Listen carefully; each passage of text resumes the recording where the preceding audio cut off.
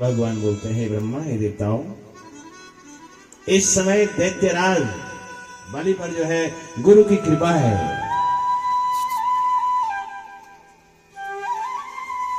इसलिए उसे परास्त करना बहुत मुश्किल है, संभव है, क्योंकि गुरु की महिमा ऐसी है जिसमें गुरु की कृपा होती है उसको आप परास्त नहीं कर सकते हैं।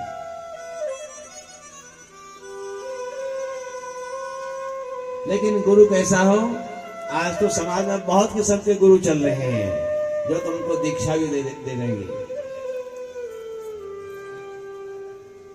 सदगुरु को खोजो, जो सदगुरु हो उसी को खोजो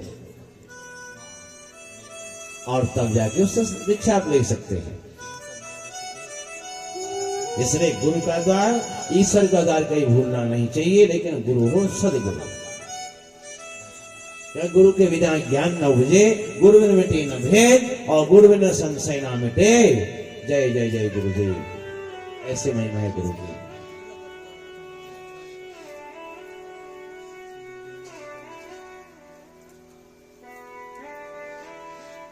कथा प्रेमियों,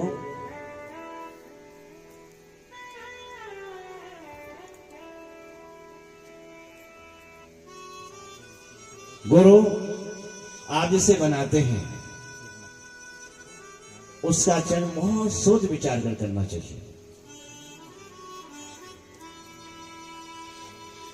और साथ में गुरु को भी शिष्य का जो है चयन बहुत सोच विचार कर करना चाहिए।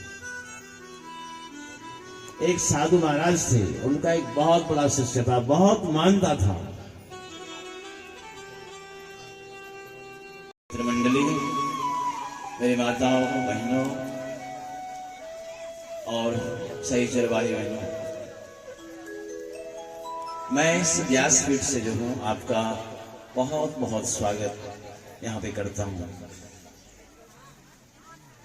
भगवान श्री कृष्णचंद्र महाराज से मैं यही प्रार्थना करता हूं कि आप लोग जो जिस जिस कार्य क्षेत्र में काम कर रहे हो, अपने अपने कार्य क्षेत्रों में दिन प्रतिदिन उत्तरोत्तर तरक्की करें, प्रगति करें। आपके घरों में हमेशा मंगल ही मंगल रहे, और भगवान की आप पे ऐसी कृपा रहे कि आप जो है आपको किसी चीज की जो है कभी जो है कमी ना हो। बंधुओ, ये श्रीमद् भागवत महापुराण ज्ञान यज्ञ ग्राम हेलुरी में नौटियाल परिवार द्वारा यहाँ पे हो रहा है, और ये ज्ञान यज्ञ है। हम कथा में हमेशा कहते हैं कि ज्ञान यज्ञ, इसका आप जो है जितना फायदा उठा सकते उठाओ। भागवत की कथा हर व्यक्ति सुनता है हर समय, लेकिन ये कथा हर समय नहीं लगती है, ऐसा लगता है हमने सुनी नहीं। भागवत की ये विशेषता है। तो बंधुओं, मैं कि आप दीर्घायु रहें। श्याम तुमसे मिलने का सत्संग, ये देवताओं की नहीं झपकती है, ऐसे अमरीश भी थे जिनकी रक्षा, अमरीश की रक्षा स्वयं भगवान का सुदर्शन चक्र हर समय करता रहता है।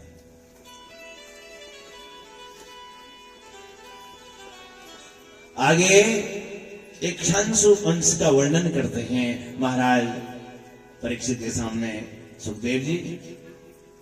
हे परीक्षित, अमरीश के विरूप, उनके केतुवान के शंभु, इस प्रकार से इनका वंश आगे चला।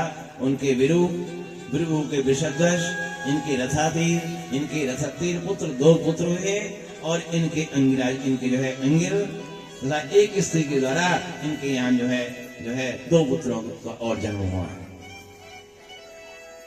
और ये सुखदेव मनु के है इक्ष्वाकु नामक पुत्र, और इस इक्ष्वाकु के जो है 100 पुत्र हुए। सबसे बड़े जो है विश्रुते हैं, नहीं ये सबसे बड़े थे। इन्होंने क्या किया, एक बार जो है जब ये इनके पिताजी की पूजा चल रही थी, तो ये एक शंस ने भिक्षु का कि जाओ जंगल से कुछ जो है मांस भोजन लेके आओ खाने के लिए। तो ये गए और वहां से इन्होंने जो है एक दूषित मांस उठा करके जो है उसको ले आए और वो मांस जो है इन्हें खिला दिया। इससे इनको दोष लगा और जो है इनको जो है धर्म से च्युत होना पड़ा। कथा प्रेमियों,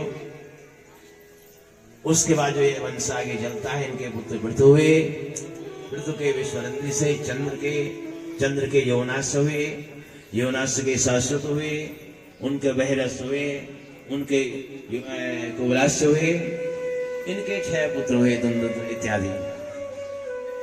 और फिर दृढ़ास्य के जो है हर्ष हुए और इनके निष्कुंभ पुत्र हुए। इस प्रकार ये वंश आगे चलता रहा और इनके यहाँ जो है पुनः कृशास से सेनाजित पुत्र हुए, सेनाजित से योनासो हुए, योनासो से स्वयं मानधाता हुए। ये मानधाता चक्रवर्ती राजा थी। मानधाता की जो स्त्री थी इनका नाम ससुरिंद था और इनकी एक पुत्री थी, उनके 3 पुत्र थे, पुरुषकृत और अमरीश एवं मुचकुंद। इनकी 50 बहनें थी। इन्होंने सौभरी ऋषि से जो है विवाह किया था। और आप जानते हैं इन्हीं सौरवी ऋषि ने मत्स्यराज के क्षणभर की जो है संग से देखकर अपनी जो है तपस्या को खो दिया था। ऐसा मत्स्यराज का जो है संसर्ग होने से हुआ। फिर सौरी ने जल में तपस्या की एवं तपस्या से जो है मोक्ष प्राप्त किया। इनके जो है अमरीश के योनास हुए, योनास से हारित हुए हैं। इनका वंश आगे चला। फिर इनके पुत्र दशरथ हुए, अरण्य पुत्र हुए, इनके हर्ष्य पुत्र हुए, उनसे अरुण हुए और उसके बाद त्रिवंदन हुए। फिर सत्यव्रत इनके यहाँ उनका पुत्र सत्यव्रत हुआ। फिर सत्यव्रत के जो है त्रिशंकु के नाम से जो विख्यात हुए, ये वही सत्यव्रत हैं। और सत्यव्रत के पुत्र जो है महाराज हरिश्चंद्र हुए। आपने जो हरिश्चंद्र की कथा तो सुनी होगी भक्तों।